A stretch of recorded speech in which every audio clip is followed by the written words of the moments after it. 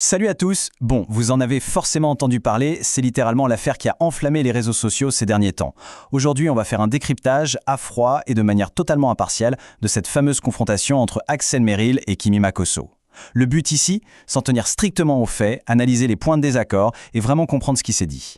Ah, et restez bien avec nous parce qu'au milieu de tout ça, on va faire une petite pause très pratique pour découvrir Garesis, une appli super intelligente pour gérer vos finances. Allez, on attaque.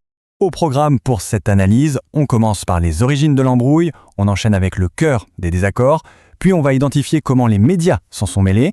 Ensuite, petite parenthèse sur notre solution partenaire, GRS6, avant de faire un point sur la situation actuelle et de finir par nos petits remerciements habituels. Allez, première partie, les origines du conflit. C'est quand même une histoire qui s'étale sur presque 3 ans, de 2023 à 2026. On remobine un peu. Alors tout démarre en 2023 avec le tournage d'un fameux clip musical. Selon Axel, c'est là que les premières rumeurs de relations éclatent. Il explique d'ailleurs avoir dû repousser les avances parce qu'il était, je cite, déjà en couple. Kimi, de son côté, insiste sur le fait que tout devait rester purement professionnel.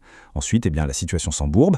Entre 2023 et 2026, pendant 3 longues années, les rumeurs ne lâchent pas l'affaire. Kimi explique qu'elle s'est sentie rabaissée par Axel sur les plateaux télé ivoiriens, alors qu'Axel, lui, parle d'un cyberharcèlement épuisant qu'il aurait subi au quotidien. Et tout ce cocktail de frustration nous amène tout droit à 2026, à cette fameuse confrontation ultra tendue en direct sur Internet. Deuxième partie, on rentre dans le dur. On va analyser les points de désaccord entre Axel et Kimi. Et vous allez voir, on a 2 discours qui sont diamétralement opposés. Le contraste est frappant, vraiment. D'un côté, on a Kimi qui exprime une vraie blessure. Elle se sent littéralement humiliée. Elle affirme qu'ils sont bel et bien sortis ensemble à un moment donné, et elle reproche à Axel d'avoir passé des années à la dénigrer, surtout sur les chaînes de télé de son propre pays. Mais de l'autre côté, le son de cloche d'Axel n'a rien à voir. Lui, il maintient catégoriquement qu'ils ne sont jamais sortis ensemble, tout simplement parce qu'il était déjà engagé ailleurs. Pour lui, tout l'enjeu, c'était de protéger sa carrière face à ce qu'il qualifie de chantage émotionnel. Il dit avoir simplement mis des limites. C'est fou, non ? 2 personnes, une même histoire, et 2 versions complètement différentes. Bon, par contre, il y a quand même un truc super important à souligner. Au beau milieu de tout ce chaos pendant le live, ils ont réussi à se mettre d'accord sur un point très précis. Ils ne sont jamais passés à l'acte intime. Mine de rien, ce petit terrain d'entente, il est crucial, parce qu'il permet de balayer d'un coup pas mal de rumeurs assez graves qui tournaient en boucle sur le net. Troisième point, les malentendus médiatiques. Parce que comment une histoire somme toute privée a pu prendre des proportions pareilles ? Regardons comment ça a été amplifié. C'est ici qu'on identifie clairement les malentendus médiatiques. Les plateformes publiques ont vraiment joué le rôle d'accélérateur. D'abord, les émissions de télévision en Côte d'Ivoire ont pris le sujet, l'ont décortiqué et ça a donné une ampleur nationale à de simples frictions. Ensuite, on a le public qui s'en mêle, qui partage des infos non vérifiées à la vitesse de l'éclair, au point où Axel s'est carrément fait interpeller par des passants dans des aéroports à cause de ça. Et puis il y a eu l'intervention de tierces personnes. Pendant le live, il est dit clairement que l'influenceuse Lolo Gauthier en a remis une couche lors d'un événement public, ce qui a encore plus jeté de l'huile sur le feu. Bref, on est passé de limites personnelles à un immense spectacle public. Allez, on passe à notre 4e point. Après tout ce chaos émotionnel, on va parler d'organisation concrète. C'est le moment de vous présenter notre solution partenaire, Garesis. Alors, Garesis, qu'est-ce que c'est ? Eh bien, c'est une application numérique franchement géniale qui est spécialisée dans la gestion des cotisations de groupe et des paiements. Vous savez à quel point ça peut être un vrai casse-tête de gérer l'argent dans les tontines, les associations ou les groupes de microfinance ? Eh bien là, c'est la solution digitale parfaite pour en finir avec les petits cahiers et la comptabilité manuelle douteuse.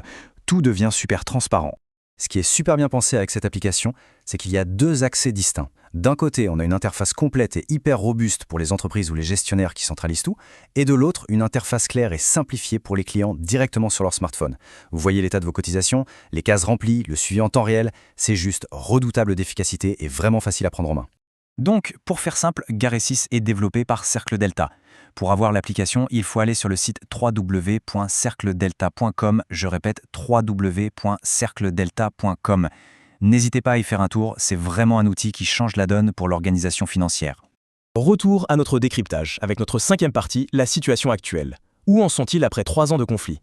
Le bilan de cette affaire, au final, il est assez lourd. Ce qu'on retient de ces échanges, c'est d'abord Kimi, qui garde un sentiment persistant d'avoir été manipulé émotionnellement, avec la sensation que son image a pris un gros coup. Pour Axel, l'objectif principal de cette mise au point, c'était vraiment de laver son honneur, de se défendre face aux critiques et de pouvoir enfin s'alléger pour avancer dans ses projets.